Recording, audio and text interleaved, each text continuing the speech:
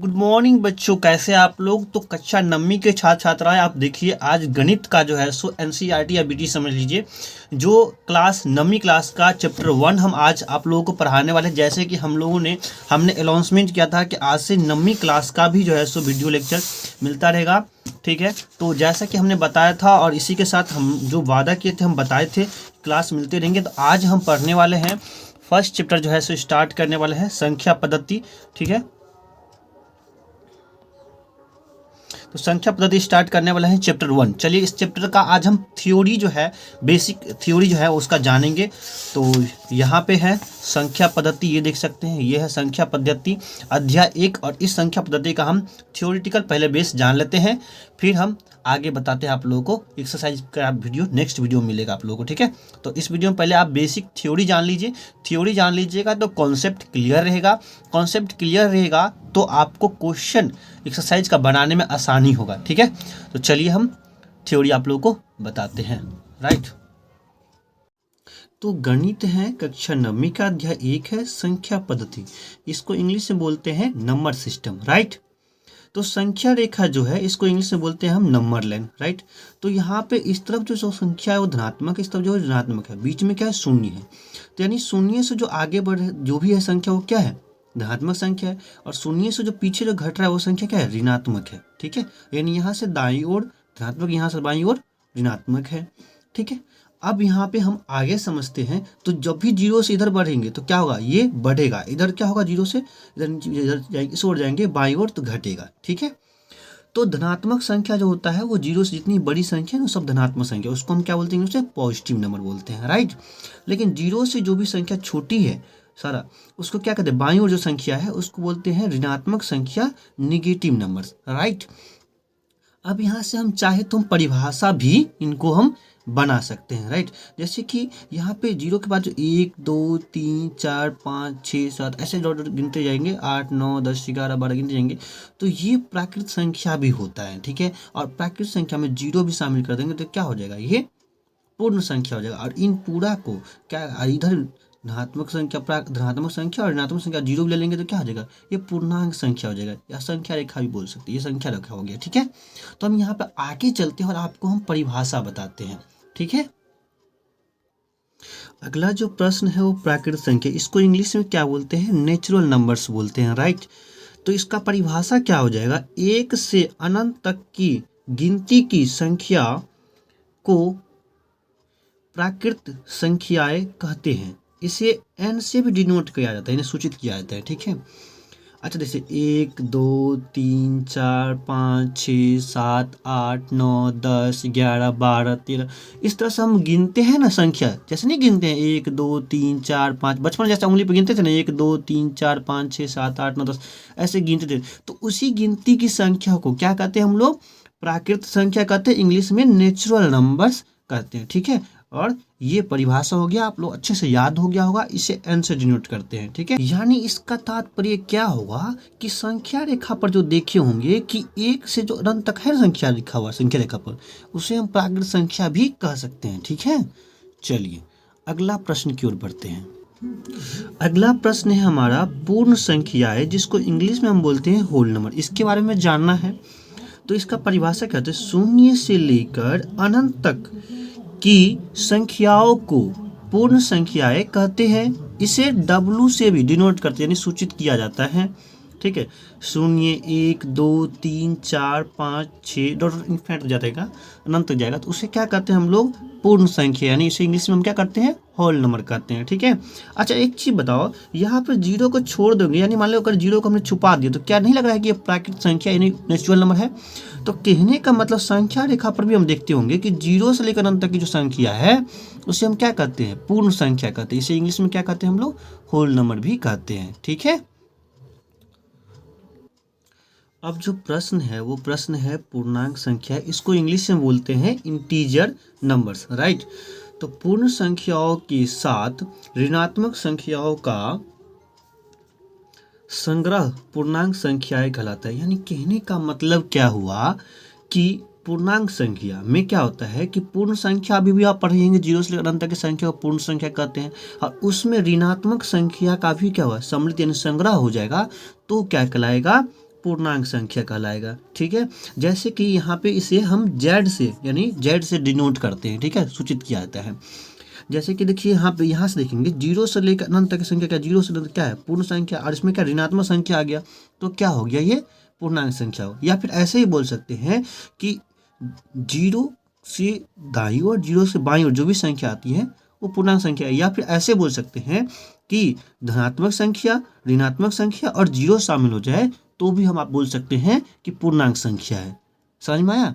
या फिर एक और तरीका है कि प्राकृत संख्या और जीरो और ऋणात्मक संख्या के सम्मिलित रूप को भी हम क्या कर सकते हैं, पूर्णांक संख्या कह सकते हैं। ठीक है, चलिए, और हम आपको संख्या रेखा पर पहले भी दिखाए थे तो वो भी पूर्णांक ही संख्या का है। ठीक है, चलिए अगले प्रश्न की ओर बढ़ते हैं।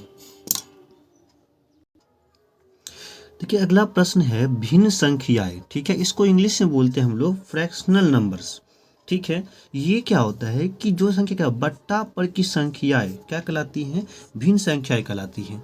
यानी कहने का मतलब है कि जो भी संख्या बट्टा के रूप में यानी अंश बटे हर के रूप में है तो वो क्या कहलाता है, भिन्न संख्या कहलाता है। जैसे क्या हो गया 2/3, 1/2, -3/4, 8/200, ये सब क्या है, भिन्न संख्या। अच्छा आप बोलोगे सर एक बात बताइए, ये 4 कैसे भिन्न हो गया।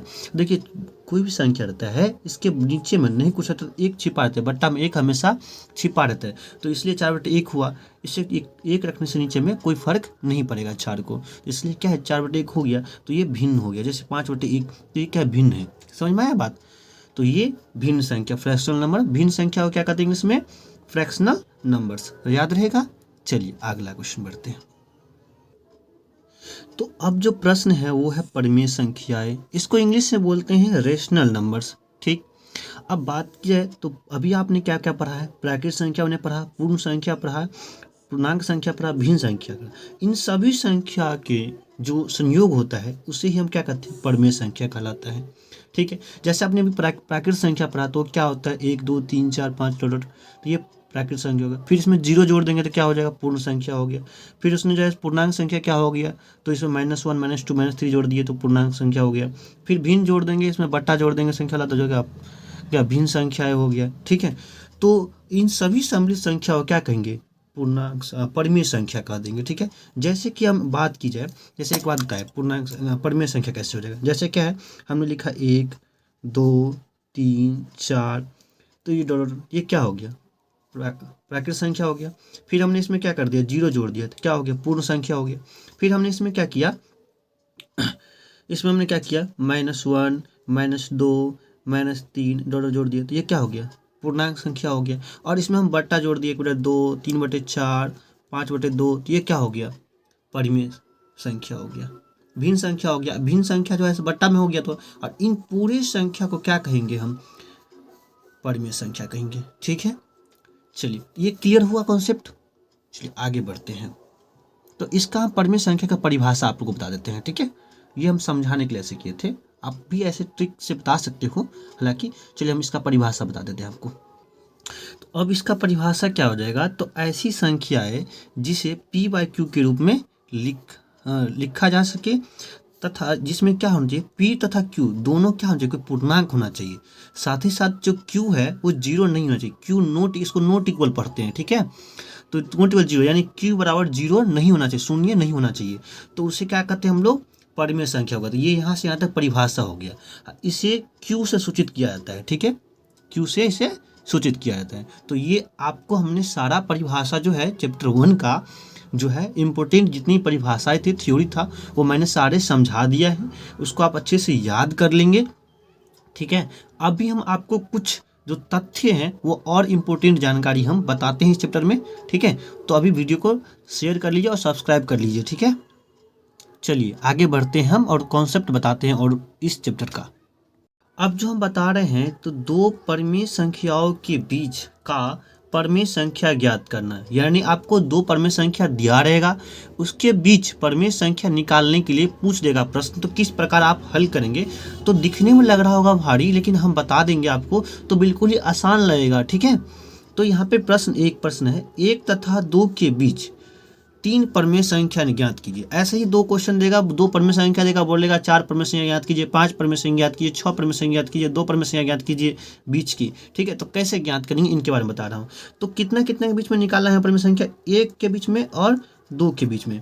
ठीक है, कितनी परमेय संख्या निकालना है, 3 परमेय संख्या निकालना है हमको। ठीक है, तो हम क्या करेंगे, जितना ही परमेय संख्या निकालना हो ना उसमें एक हम जोड़ करके उसको क्या करेंगे, ऊपर नीचे से गुना कर देंगे। यानी 3 1 क्या हो, 4, 4/4 से हम ऊपर नीचे गुना कर देंगे। ठीक ना, तो हम इसको भी क्या करेंगे, एक ऊपर नीचे 4/4 से गुना कर देंगे, इसको भी हम 4/4 से ऊपर नीचे गुना कर देंगे। हालांकि कट जाएगा, 4 4 4 से कट जाएगा, एक कहीं 1, 2 कहीं 2 ही आ जाएगा, तो हम गुना कर देंगे। ठीक है ना, अब यहाँ पे क्या करेंगे, 4/4 और इसका भी क्या आ जाएगा, 2 चौका 8 और 4 कहीं 4, बट्टे में कुछ तो 1 है ना, यहाँ बट्टे में कुछ तो 1 है। ठीक है, अब यहाँ पे 4/4 है और यहाँ पे 8/4 है, तो इसके बीच का परमेय क्या हो सकता है, 4 तो है, 4 के बाद क्या होगा 5/4, फिर क्या आ सकता है 5 के बाद क्या होगा 6/4, फिर क्या आएगा 6 के बाद क्या होगा 7/4। तो हमें 3 परमेय संख्या पूछा था, हमने निकाल दिया, ये हो गया 3 परमेय संख्या। किसके बीच में, तो 1 और 2 के बीच में। ठीक ना, तो ऐसे ही आपको बोल देगा 4 परमेय संख्या निकाले, 5 परमेय संख्या निकाले, 10 परमेय संख्या निकाले, जितना परमेय संख्या निकालने के लिए बोलेगा उतना परमेय संख्या निकाल देंगे। बहुत ही आसान है। ठीक है, अगर कन्फ्यूजन हो गया तो फिर समझिए क्या करना है। कोई भी 2 परमेय संख्या कोई किसी भी संख्या के बीच में निकालने के लिए बोलेगा तो आपको क्या है, जितना संख्या बोलेगा परमेय संख्या निकालेंगे, उसमें एक जोड़ दीजिएगा और उससे ऊपर नीचे गुना कर दीजिएगा। ऐसे गुना कर देंगे, गुना आएगा, उसके बीच में जो संख्या रहेगा वही परमेय संख्या उतना हो जाएगा।